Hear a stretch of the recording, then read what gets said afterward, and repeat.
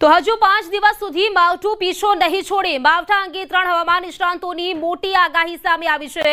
દક્ષિણ ગુજરાતમાં ભારેથી અતિ ભારે વરસાદ થશે। દક્ષિણ ગુજરાતમાં ક્યાંક પૂર આવે એવો વરસાદ પડશે તો દક્ષિણ સૌરાષ્ટ્રમાં પણ ભારે વરસાદની ભીતિ સેવાઈ છે। 5 દિવસમાં સૌરાષ્ટ્રમાં ભૂક્કા બોલાવશે માવઠું તો મધ્ય ગુજરાતમાં માવઠું મુસીબત બની શકે છે। 4 થી 8 નવેમ્બરે ફરી હળવો વરસાદ થઈ શકે છે। તો ગુજરાતમાં હજુ પણ માવઠાનો માર યથાવત રહેશે। મધ્ય ગુજરાતમાં માવઠું મુસીબત બની શકે છે। 4 થી 8 નવેમ્બરે ફરી હળવો વરસાદ થઈ શકે છે।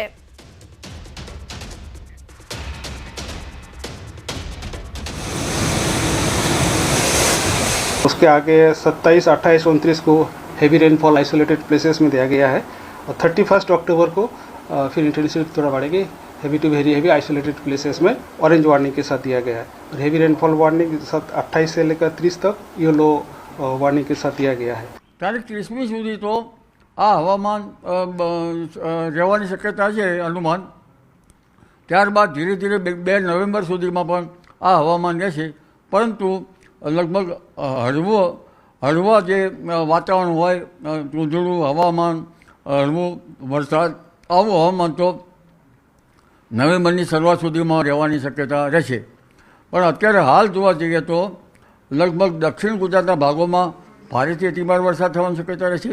ધીરે ધીરે સિસ્ટમ ઊંચી આવશે। 27 ને 28 ઓક્ટોબરમાં પંચમહાલ, દાહોદ, છોટાઉદેપુર, અમદાવાદ, ખેડા, આપણે ગાંધીનગર અને કપડવંજ ત્યાં આગળ વરસાદ જોવા મળશે। અને 28, 29, 30 ઓક્ટોબરની અંદર આપણને સૌરાષ્ટ્રના દરિયાકાંઠાના વિસ્તારો તે ઉપરાંત કચ્છના થોડા ઘણા અને ઉત્તર ગુજરાતની વાત કરું તો સાબરકાંઠા છે, બનાસકાંઠા છે, થરાદ છે, આ બધાની અંદર આપણે થોડો છૂટોછવાયો વરસાદ જોવા મળશે। એકંદરે 25 ઓક્ટોબરથી 1 નવેમ્બરમાં અમુક જિલ્લાઓમાં આપણને ભારેથી અતિભારે વરસાદ જોવા મળશે। તો ગીર સોમનાથ જિલ્લાના ગીર પંથકમાં કમોસમી વરસાદને લઈને કોડીનારથી અરણેજ જતો રસ્તો બંધ થઈ ગયો છે। ફાસરિયા ગામ નજીક ખેતરોના પાણી રોડ પર આવી જતા રસ્તો પણ બંધ થઈ ગયો છે।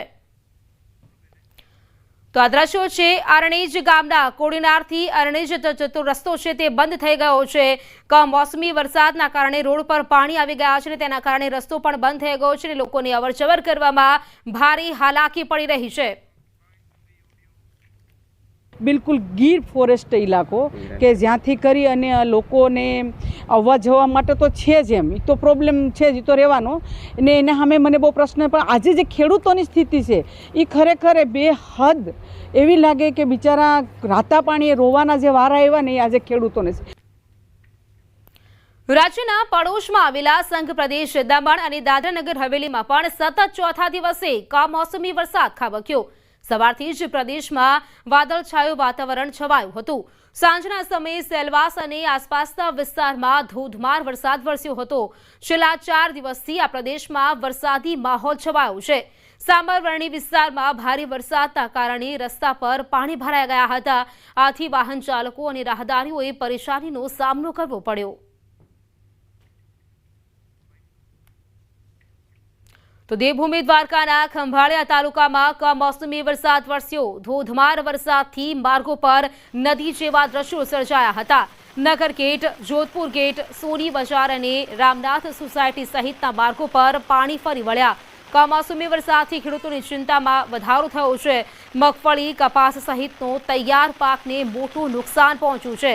આ કમોસમી વરસાદથી ખેડૂતોના મોઢે આવેલો કોળિયો છીનવાઈ ગયો છે। અમરેલીના રાજુલામાં ભારે વરસાદથી જનજીવન પ્રભાવિત થયું છે। ધુડિયા આગરિયા ગામ નજીક કોઝવે પર પાણી ફરી વળ્યા છે। ધસમસતા પાણીના પ્રવાહ વચ્ચે એક કાર પણ તણાઈ ગઈ। કાર ચાલકને સ્થાનિકોએ બચાવી લીધો હતો। પાણીના પ્રવાહમાં તણાવવાની ઘટનાનો સિલસિલો યથાવત જોવા મળી રહ્યો છે।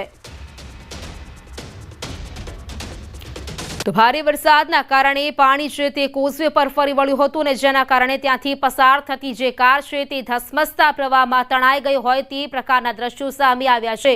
કોઝવે પર પાણી ફરી વળ્યા છે અને જેના કારણે વરચવર કરતા લોકો છે, વાહન ચાલકો છે, તેમને હાલાકી પડી રહી છે. આ કાર જ્યારે આ કોઝવે પરથી પસાર થઈ રહી હતી તે દરમિયાન પાણીના પ્રવાહમાં કાર પણ તણાઈ રહી હતી. જો કે સ્થાનિક લોકોએ જે ચાલક છે તેને બચાવી લીધો છે. આ જે ઘટના છે તેનો વિડીયો છે તે પણ સામે આવ્યો છે. ભારે વરસાદના કારણે આ કમોસમી વરસાદે જનજીવન પર પ્રભાવિત કર્યું છે.